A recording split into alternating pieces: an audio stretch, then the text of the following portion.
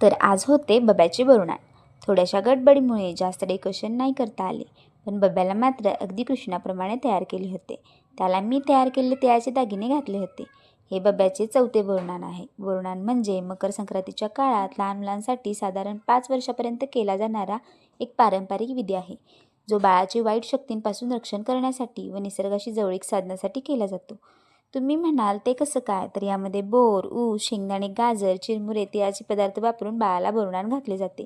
बदलत्या ऋतूशी आणि निसर्गाशी बाळाची नाळ जोडण्यासाठीचा हा एक संस्कार आहे.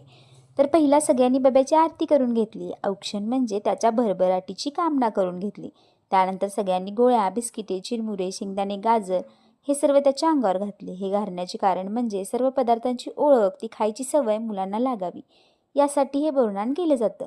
बोरनान संक्रांतीपासून रथसप्तमीपर्यंत कधीही आपण करू शकतो. तर असं झालं बब्याचं बोरनान. तुम्ही तुमच्या मुलांचं बोरनान करता की नाही? कमेंटमध्ये नक्की सांगा. भेटू उद्याच्या व्लॉगमध्ये.